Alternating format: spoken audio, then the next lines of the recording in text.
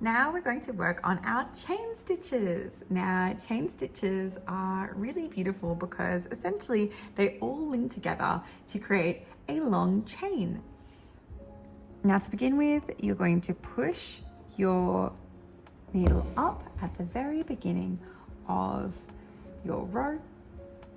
And then you're going to take your needle and you're actually going to push back down in that same spot. As you pull, you want to make sure that you leave a little bit of a loop and don't pull all the way through.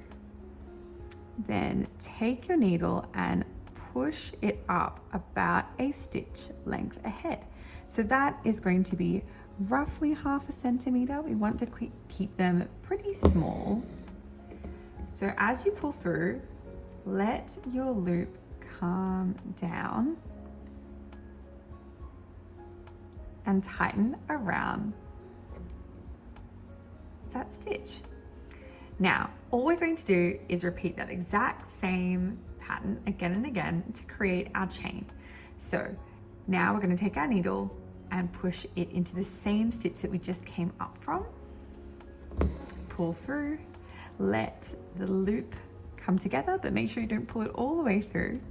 Then push your needle up approximately 1/2 centimeter ahead. It doesn't have to be totally perfect. And then as you pull, let your loop tighten around your stitch.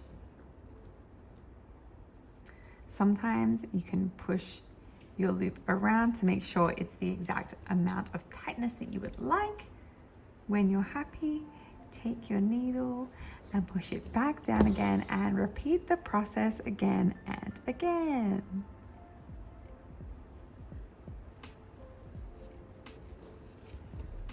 What I love about chain stitch is that it's just so intricate looking, but it's actually really simple. I feel like it looks a lot more complicated than it actually is, and that's always great because it gives you kind of impressive points, you know, to your friends. They're gonna see this and be like, wow, I can't believe you made this. And really, all you did was a couple of little loops.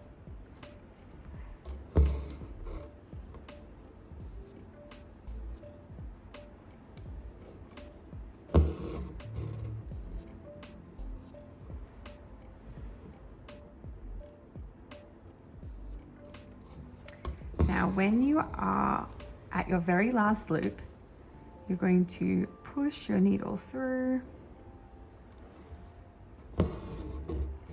pull your chain nice and tight.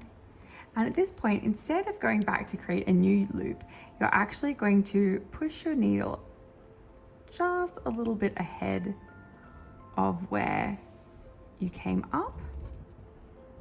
And that's going to tack down the end of your little loop. And there you go, you have created a chain stitch.